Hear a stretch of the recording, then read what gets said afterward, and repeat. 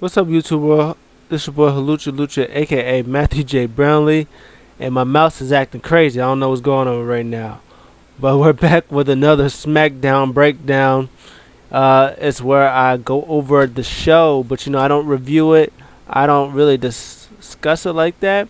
I just take the shows and I say what I like, what I didn't like, and see what they might be doing, what they be planning in the future. I got my handy dandy notes. You see that? Not a lot of notes today. So you know what that means. That means it's going to be short, sweet, and to the point. Because you know why? I didn't really watch SmackDown because your boy works. So I watched a lot of the highlights. I saw enough to see what would be going on. So this is Smack Talk. This is the good, the bad, and the Samoan family ties. Let's talk about it. Alright, so first up, we got to talk about the dirt sheet because that's what came up first. Did I like this segment? Not really. I'm being honest, guys. I sometimes the Miz and Morrison, like, some days they're really, really good at their humor, and then there's sometimes that they're really not. And this is one of the times that it wasn't. They made stupid jokes in the beginning, and he was pretty much talking about why he had Mandy go to Raw because of Otis. He wants a serious Money in the Bank winner, all the other crazy stuff, until Otis came out and he beat up everybody. Tucky came through him in the ring. Otis did this really nice thing where he did this over T-bone suplex to John Morrison out the ring. That was pretty dope. And then he beat up The Miz. He stripped him down in his underwears, which was pretty funny because anybody in whitey tighties is hilarious. Pretty much he sued him. He called his lawyer or somebody to have him sued for crazy whatever, for other weird stuff. So he has until next week, so Otis has to find a lawyer. One funny thing that happened in that segment, towards the last part of the segment, Otis goes like, "Oh, Tucky! Oh, we're in trouble, Tucky! We're in trouble, Tucky!" And then Tucker goes, "Nah, friend, you're in trouble." I was like, "Dang, you ain't gonna be in trouble with him? Like, you didn't help them, and now Otis is in trouble, not you? That's messed up." But that was kind of hilarious. But I kind of want to see next week, because he's going to get sued next week if he doesn't do whatever stupid thing that Miz wants, like give up Money in the Bank or whatever, like whoever it is. I hope Tucker's lawyer is Joseph Parks. Oh, it'd be so great. Just to bring him in there and just let it be Joseph Parks. That'd be hilarious. Man, I don't know what they're going to do. I don't think neither Otis, John Morrison, and The Miz, none of them, whoever wins money, gets that Money in the Bank contract, none of them is gonna beat Roman. Roman's murdering everybody. So I still hope they go with the original plan, for it to somehow find a way to use it as a tag team thing and cash in on Cesaro and Nakamura. That would be pretty much that'd be interesting thing. Again, like I said last week, they can do whatever they want. It's WWE. They can make all the rules. WWE is non-canon within WWE anyway, so it doesn't matter. They can make up all the rules they want to, just because. So that would be something interesting that I wouldn't mind them doing. It's like, oh well, he's in a tag team. Maybe Joseph Park finds a loophole in the contract. Being like, hey, maybe I don't have to cash. Maybe you don't have to cash in on Roman. Maybe you can cash in on the tag team titles. That would be something interesting. Speaking of tag team champions, Cesaro went up against Metal Leak. This match was pretty decent. Unfortunately, Kalisto and Lince Dorado was yelling instructions to Grand Metal League and distracting him every time he like had the upper hand. Kalisto would get on top of the apron, and then Lindsay would go up, and crazy stuff would happen, and then the ref had to kick him out. Cesaro ended up winning with a nasty boot in the neutralizer. That was pretty dope. Grand Metalik hit some nice hurricanranas on him and stuff like that. I think that they had like a regular one-on-one match. The match could have been way better, and it was still good for what it was.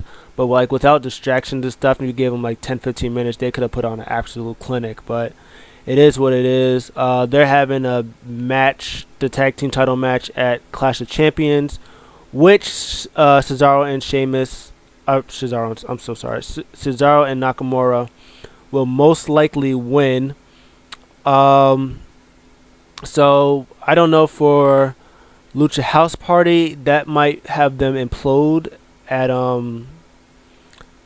the Clash of Champions Gold Rush. I kind of hope that Lindsay and Grand Metalik stay a tag team, and I don't want to say like kick out Kalisto, but I guess Kalisto's the one that's be like, well, I don't need you guys, I'm the leader, blah blah blah. He comes back, and you know they're not on the same page. So I hope that they just be like, okay, we're done with you. We're gonna do our own thing. Kalisto's like, well, fine. Maybe Kalisto goes to Raw, or maybe goes to NXT and does some more cruiserweight stuff. You know, with mix up with Swerve and Kushida and guys like that. Kushida and Swerve and my boy Escobar. Maybe he can help that division, the cruiserweight division. That'd be pretty dope. And then let Lindsay and Grand Metalik, do their thing in the tag division. That'd be pretty dope. I would like to see that. And if they have Heavy Machinery cash in the tag team titles, or cash in the Money in the Bank as a tag team, you can do a thing with those four tag teams. You could do with Miz and Morrison, Heavy Machinery, Cesaro and Nakamura, and Lucha House Party. You got 4 teams right there. Plus, you can just make up tag teams, honestly. Baron Corbin and Sheamus, Drew Gulak and Matt Riddle. I mean, you can do a lot of stuff there. So, yeah, the match was fine. I just wish it was a little more. Next up, Know Your Bro, trash. Didn't like it. Oh my God, I don't know what they're doing, Matt Riddle. Just let him go in there and wrestle people. I don't know why you talk about. It's like this is how you get to know your bro. Happy bro. It's like there's different types of bros. Bro.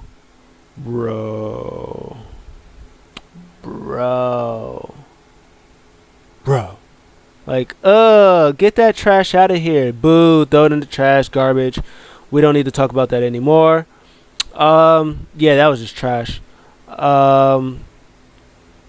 They also had an interview with Jey Uso, which was pretty cool. That he was saying, him and Paul Heyman talked about it. Said it was just misunderstanding. We said, hey, I got love for Roman, but we ain't kids no more. Come Clash of Champions, we're gonna whoop that ass. He's all gleeful and full of hope and optimism and ass whooping waiting for him. Oh, what ass whooping is gonna be great. Oh, it's gonna be good. Gonna love it. Moment of Bliss. This was probably one of the better Moment of Blisses since Moment of Bliss. She had Nikki Cross as her guest, her best friend.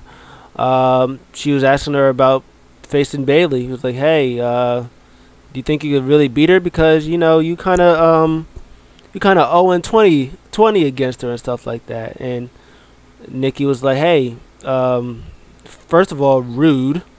But, yeah, I think I can because I'm Thomas the Train. No, he was saying she thinks she can because, now she doesn't have Sasha to help her and stuff like that. And then she wants to ask her about last week getting hit with a Sister Abigail. And this is where they they mentioned the sort of mentioned the Fiend, how it takes over her and controls her or whatever like that. She feels different and stuff like that. But until she gets into much more detail, Lacey Evans comes out and talks trash about everything, saying Nikki's too soft and all that. And then they have the match. Match was decent. They got some hard hits in there. Lacey Evans got a big old bottle of hand sanitizer and she slathered it on because the nasties. But Nikki ended up winning, which she should because she's facing Bayley. And then Alexa's laughing at her and she was like, "Oh, what are you laughing at? You're gonna get the Fiend?" And then she turns into trance, gets behind Lacey, hits a nice.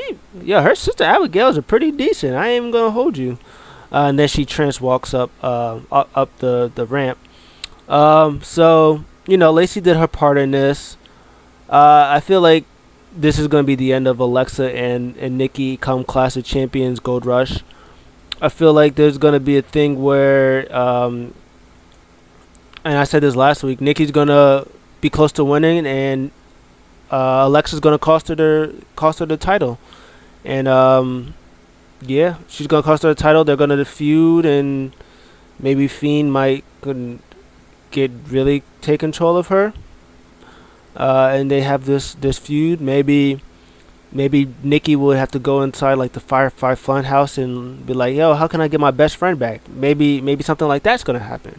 There's a lot of possibilities that they can do with it, and I like they were very vague with this. They didn't go really in depth with it. Like, you don't want to give away anything until it's time. So that's good stuff. What else was good stuff? Let's also talk about being good stuff. Paul Heyman does this, cuts this promo. It was like a promo video package of the family ties between Roman and Jey Uso. Oh, so good. He was talking about how much there's so many different families, but like the most, in his opinion, like the I guess one of the better families, the most accomplished, the longevity families that he was able to he has the pleasure of serving was the I always say it wrong, Anoa'i family, the Anoa'i family, the Roman Reigns family, the Rock's family, the Sika and Fatu and Umaga, and he pretty much goes and says, the lineage of Roman Reigns, of how he's the guy, how he's the leader, how everybody looks up to him, while also praising Jey Uso as, like he was saying, on one hand, like Roman Reigns headline WrestleMania, he's universal, he's been your universal heavyweight champion multiple times, been very successful. And he was saying, on the other hand, Jey Uso is also very successful with his brother in the tag team division, locking down the tag team, one of the most decorated tag teams in WWE history, with multiple tag team titles. He said this is going to be a clash, but he's saying that Roman Reigns has to win for the family, and he was like, and that was excellent. I loved that promo, that promo package. It was excellent. I also liked AJ versus Sammy. This is Sammy's first match back, and it's against AJ Styles, and it was good stuff. I enjoyed it. It wasn't long, but I don't really think any of these matches were really long. But it was good for what it was. Sammy was complaining about the announcer not naming him right, and then Styles just went right after him. They got the hits in there. Sammy hit the Blue Thunder Bomb, which was nice. He hit the Exploder Suplex. AJ got a nice forearm outside the ring. Sammy tried to cheat the win because of course he did. And the ref was like, "No, I can't count that." He was like, "What are you doing?" And then AJ did the roll up and did the same exact thing for the win. And then Jeff Hardy comes hobbling out. gets a ladder, talks about how he's tired of being called a cheat and a fake champion. He said, hey, we're going to do this once and for all. Triple threat match. Me, Sammy, AJ, ladder match, Clash of Champions. I don't know why AJ is in this match. AJ is not champion. Even if AJ was champion, he lost championship to Jeff Hardy, meaning he no longer champion, so he has no say into being in this thing. But the match is going to be fire. I don't know who's going to win. Honestly, I ain't going to hold you. Man, I don't know who's going to win. My gut would say Jeff Hardy retains. It's hard. You have to look at the roster. Because say Sammy actually wins and he becomes actual champion. He becomes numero uno, lone intercontinental champion. Who does that give him options with like Matt Riddle, Drew Gulak, Big E, those guys to be to fend him for the title. I don't see AJ winning it again because if they wanted him to be champion, he wouldn't have lost it to Jeff Hardy anyway. So I don't really see him. He's just there. So I don't know. It's gonna be interesting because even if Jeff wins it, like if he actually retains it, I don't know what they would do with him because like he's already beaten Sheamus. He's already beaten. Well, I don't know if he fought Corbin yet. I guess he can fight Corbin. I think he's beating Corbin. He's beating Sheamus. Maybe he would get like a one-on-one actual rematch with Sammy, and maybe Sammy takes it at the next pay-per-view or something like that. But I don't really know what they would do. That'd be interesting to see what happens with that. But the match is gonna be good. Sammy is great. AJ is great. Jeff is a legend with the ladder matches. So we'll see what happens. There's gonna be good stuff. Yeah. After that, Corbin and Sheamus is talking. Security guy who baited Big E came and was like, "Hey, this is the fella. This is the guy I was talking about. The one who helped me with Big E." He was like, "Hey, if you need anything, hey." I got you. He was like, yeah, your car's being towed. He goes, I was like, what? He was like, why didn't you tell me? He goes in. Biggie's there, pouncing on him. Sheamus runs away, and then he looks at the guard. He's like, oh, you're the guy that had me baited. He was like, oh, yeah. And then he just starts putting the boots to the guy who he doesn't know, so he just called him Larry. He just throws him in the on the garage gate, slams his face on the car. He picks him up. The ref was telling him, he was like, oh no, he's like, move back. Oh, you think it's over? Boom, belly to belly on the windshield. He sits there. He slaps him. He's like, yeah, nah, it's not over. Keeps slapping to bring him, puts him in the trunk. I was kind of curious of what he was gonna do, but Scrap Iron was like, hey, Big E, you need to go. He's like, ah. Big E, he was like, all right. He was like, yeah. Yeah, you think keep playing with me, Sheamus? Yeah. I loved it. I thought it was great. Oh yeah, more intense Big E. We love all of those. We love all of that. Next segment from my girl Sasha Banks. I thought this was great. Sasha Banks is getting that Mandalorian acting skills up. No problems with that.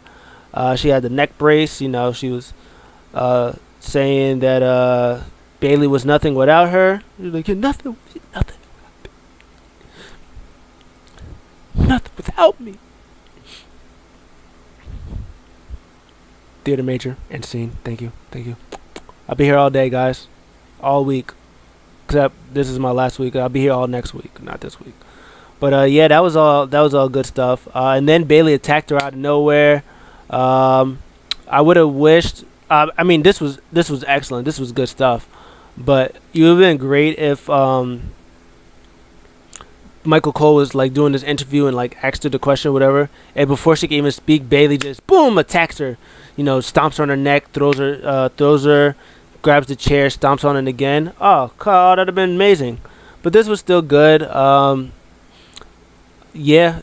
So like I said, like I don't see Sasha facing her anytime soon. I see she's coming back like in December. I see her coming back in December. So Nikki is going to lose to Bayley in a couple of weeks, and then we're going into October, which is Hell in a Cell. I see Naomi coming back. Team Bad family member. Plus the win over that she got over her before. I can see that at Hell in a Cell. They having that, and then November, of course, is a Survivor Series. So Survivor Series, they're doing a triple threat between her, Raw champ, and NXT champ. Maybe she might win that. Feeling that she's on top of the world. December comes, she has six-pack challenge with all the SmackDown people, whoever are there. She wins that, and then when she wins that, either that night or the following Friday, she was like, hey, I'm the best. I keep telling you, nobody's ready for me. I beat everybody in my path. I'm the best, and I'm the best. And then that's when Sasha comes back. Of course, she has to be dramatic with the neck brace. She takes the neck brace off. She goes in beeline for Bayley, beats her up. Then you get her and Sasha at Royal Rumble. Sasha loses because Bayley ridiculously cheats. Sasha wins Royal Rumble. Then she goes, oh yeah, I want Bayley at WrestleMania. She faced Bayley at WrestleMania. Then Bayley loses to Sasha after like over 2-year reign as SmackDown Women's Champion. It comes to an end. Sasha wins. Get her WrestleMania moment. I can talk, I swear. Get her WrestleMania moment, and then main event WrestleMania is gonna be great stuff. And then she has her first ever title defense that was successful, and she has a long reign as SmackDown Women's Champion. Good stuff. Yeah. And then final things is the Samoan street fight, which is a regular street fight with the word Samoan in front of it. And Roman comes out first, of course, says, hey, I want to make no mistake about it. This is my yard. This is my island. I'm the big dog. I kill people. Clash of Champions. I'm going to murder my cousin. It's going to be great. And then Jey Uso comes out, and then the match starts. Good stuff. It wasn't long, but it was good for what it was. Jey got thrown through a table. Roman kicked somebody in the nuts. Speared Sheamus through the barricade. Corbin hit a nice deep six on Jey Uso on the outside. It looked like it hurt a lot. Ending of this was the interesting stuff though.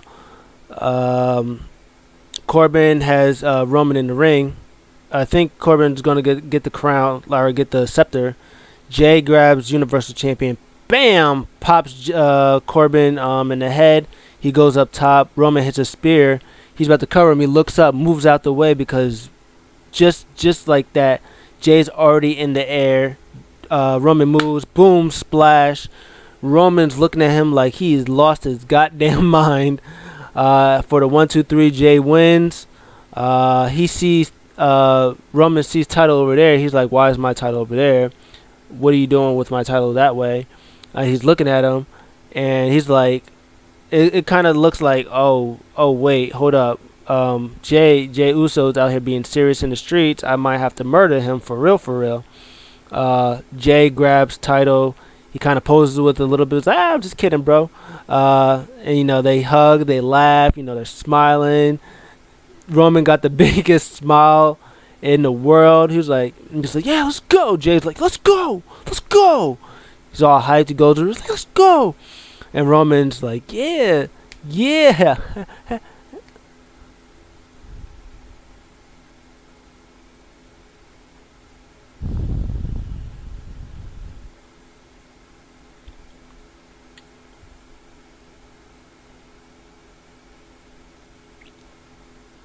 and scene. Woo! Man, I'm so good at acting. Theater major, guys. But yeah, that was crazy. Like Roman's whole demeanor, as soon as he like walked up the ramp, and he was celebrating, but his face expression, he's like, Paul, Clash of Champions, I'm going to kill him. I'm going to murder him. Find the Undertaker. Give me the coffin. Find the casket. I'm going to kill my cousin. It's going to be great when he murders him. It's going to be absolutely excellent. I'm going to be here for all of that. So yeah, that was good stuff. So what do I think is going to happen? Roman's going to murder Jey Uso. That's my prediction. That's not a prediction. That's a spoiler. Roman's going to kill his cousin. It's going to be great. I'm going to love every part of it. I don't know if he's going to kill him. I don't know what would be next for Roman. I a little bit hope that they continue the feud though. Like maybe he like really batters him or whatever. He's like, hey, and then maybe Jay comes back a week later and he's like, oh, he was like, see, now I thought this was family. I thought we were family. Or like he attacks Roman or something, like, oh, now I thought we were family. I thought it was all love, but now I know it's serious. Now it's personal. Maybe they have another one at Hell in a Cell. Maybe it's a Hell in a Cell match between Roman and Jey Uso. Ooh, they're probably gonna do him and Fiend at Hell in a Cell, but I can dream. But either way, I'm excited for next week. I don't want to see any more of that know your bro stuff. Throw that in the garbage. The dirt sheet I hope is better than next week. More Bayley being a demon. We love those. I can't wait to see what happens next with Roman and Jay. Love to see what's going to happen with Big E next, what he's going to do. I'm excited. Hope you guys like this. Tell me what you guys think. I'll see you guys next time. I'm out.